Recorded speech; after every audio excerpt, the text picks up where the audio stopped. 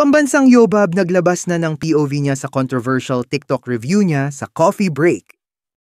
Naging honest lamang daw si Yulin dahil hindi raw talaga siya nasarapan sa mga in-order niya. Honestly, hindi po talaga ako nasarapan and opinion ko naman po yun. Sinagot din niya ang tungkol sa pagmumura niya sa harap ng pagkain. About doon sa pagmumura kasi, yun kasi yung inaano nila sa akin Main issue eh. Main issue nyo is nagmura ako doon sa pagkain. Minura mo daw yung food. Hindi ko po minura yung pagkain, yung staff, yung cafe. Wala akong minura. Expression ko lang po talaga yun. Well, gets ko po sa mga hindi nakakagets ng humor ko. Naintindihan ko po yung frustrations na naramdaman nyo. Kasi hindi nyo nga po pala gets yung humor ko. Akala ko po kasi lahat, nagigets na yung humor ko, lahat ng followers ko. So, yun, doon ako medyo nag-lean sa, gets naman ako ng supporters ko eh. Ito ang kanyang pahayag about sa body shaming na natanggap mula sa netizens. Honestly, doon sa body shaming, hindi ako nasaktan. Walang kumurot sa akin kasi guys, nalagpasan ko na to. Body shaming. Nalagpasan ko na to. Buong buhay ko binubuli ako, body shaming, tinatawag ako ng names, kung ano-ano.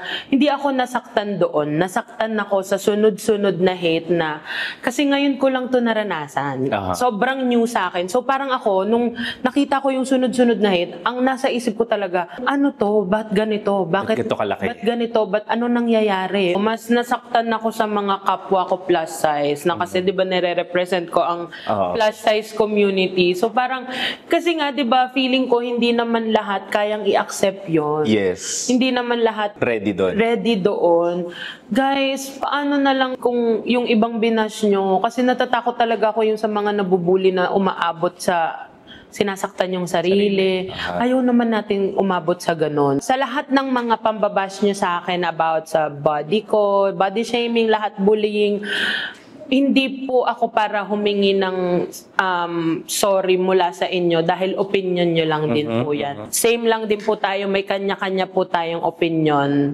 Okay lang naman po sa akin, wala naman pong problema sa akin.